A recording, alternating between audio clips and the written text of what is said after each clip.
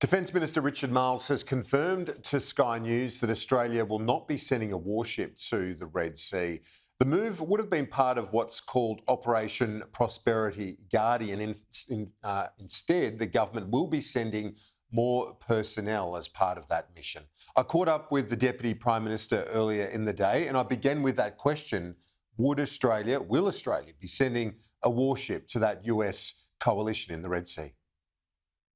Good morning, Kieran. The answer to that question at this point is no. We won't be sending a ship or a plane. That said, we will be almost tripling our contribution to the Combined Maritime Force. Right now, we have 5 personnel who are embedded in the headquarters of the Combined Maritime Force. And over the next month, that number will increase to 16. That is a significant contribution. It's one which is commensurate with like-minded countries. For example, it's more than what Canada is providing. But we need to be really clear around our strategic focus, and our strategic focus is our region, the North East Indian Ocean, the South China Sea, the East China Sea, the Pacific. What comes from the Defence Strategic Review is an urgency around Australia maintaining a strategic focus on our immediate region, and that's what we will do. Would it have been different if the request had come direct from the White House, from the President, or from Secretary of Defence Lloyd Austin to you?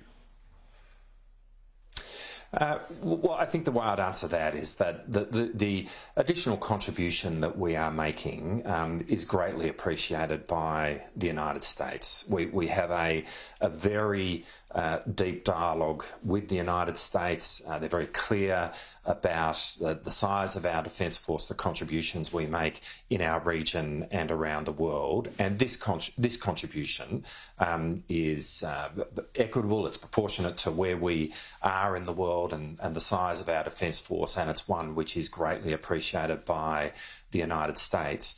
I mean, our strategic focus has to be on our immediate region. That is the call of the Defence Strategic Review. There's an urgency around that call, and that's what is embodied in the government's response to it. And this year within our region, we've seen us have a very significant tempo of activity in the Northeast Indian Ocean, in the South China Sea, in the East China Sea.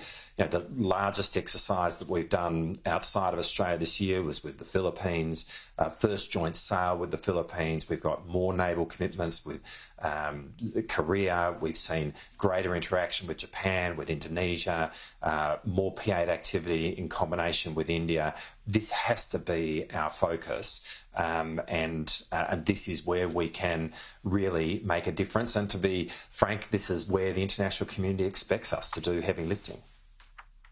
The retired Army Chief Peter Lay wrote today, and I'll read it to you. He says, "We are just now finishing a 2-decade-long and largely unsatisfactory adventure in the Middle East. Let's not begin a new one." Is this how you see this request? I wouldn't put it quite in those terms. I mean, what is happening in the Red Sea is significant.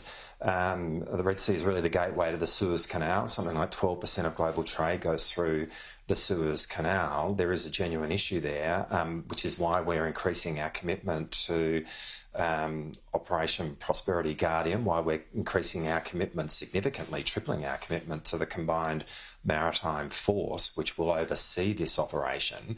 It's just to say, though, that as events happen around the world, we will participate in them. We will make sure that Australia's flag is there where it meets our national interests. It's what we're doing in Ukraine, for example. But in terms of where our focus needs to be, it has to be in our region. And that's really what comes from the Defence Strategic Review. There's an urgency about that. When we talk about the fact that we face the most complex strategic circumstances that we've had since the end of the Second World War, we are talking about what's playing out in our immediate region. And this is where our national interests principally lies. This is where we can make a difference. And this is where the international community, including the United States, expects us to do heavy lifting. And so that's what we will do. The Shadow Foreign Minister Simon Birmingham said today the Albanese government's actions to date are exposing Australia to perceptions of indecisiveness and or inability in our national security. There have been questions as to whether our Navy has appropriate anti-drone capabilities. So can I get you to clear this up? Is our Navy up to the task if you did see it in our strategic interest to be a part of it? Well, I mean, we've got a capable Navy.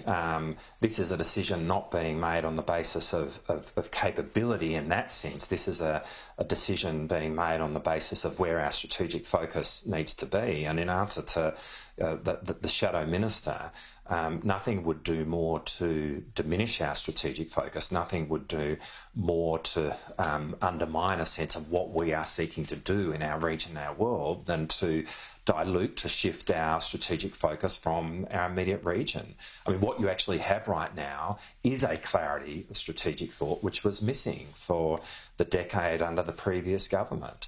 But now we are clear. We know what we're doing with our Defence Force. We know the purpose of our Defence Force, and there is going to be a focus in relation to that. And there are times at which that means making difficult decisions. This is one of them. And it's not to say that we don't acknowledge the significance of what's happening in the Red Sea. We obviously do, which is why we are tripling our commitment to the Combined Maritime Force. But it is to say that the strategic focus needs to be in our region, and we need to have resolve about that, and we can't be distracted from that. And really, when you listen to what the Shadow Minister has said, it is a call to be distracted. Well, that can be where the Liberals are at. It's certainly where they were over the last decade, but it's not where this government's going to be. We have a clear direction, and we're going to stick to it. Just to clarify, though, it's not because our capability is not there, that it's been run down, that we don't have anti-drone capabilities. That's not true? I think that's not the way to see this decision. I mean, we've been very upfront about the issues that we've inherited with the surface fleet that we inherited from the former government, and the Surface Fleet Review has examined that, and we will be releasing that and giving the government's response to it very shortly. But this decision, I don't think, should be taken in that context. I mean, we still have very significant capability within our Navy. This is a decision which is based on where our strategic focus must lie, and it must lie within our immediate region. The resources that we have to be deployed there. And indeed, we need to be increasing the lethality of our surface fleet. There are a whole lot of recommendations in the Surface Fleet Review to that end, but we're already starting that process, and that process must continue. The Coalition has also said, and I'll get you to respond to it because I think it's worth hearing what you think about this assessment. They say it's troubling that just days after the passage of AUKUS, the legislation in Congress, Australia has turned down an important request from one of our closest allies. The inaction of the Albanese government makes Australia a less reliable partner and ally. What do you say to that? Well, that's patently ridiculous. Firstly, we've not turned down a request. We've met the request. We've met the request by tripling our contribution to the Combined Maritime Force, and America greatly appreciates what we have done here. We work really closely with the United States around where our assets, our Navy, but not just our Navy, our Air Force and indeed our Army assets should be located, and how we should work with them. And America is very clear about the size of our Defence Force and what those assets are. And it absolutely matters that we maintain a focus on our region. I mean, it is to state the obvious that to take a major asset and put it in the Middle East is to take a major asset away from what we're doing in the immediate region, in areas like the South China Sea and the East China Sea. And that would be a mistake. And that is something that we talk through with the US all the time. So to cast it in that light is pure politics. It is patently ridiculous.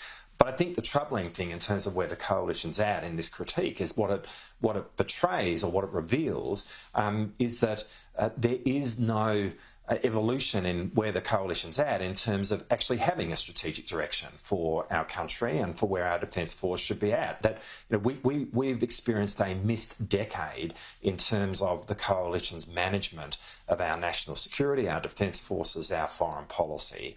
And the critique that we're seeing right now just makes clear that in their current incarnation as this opposition, they have not taken any steps forward in this respect at all.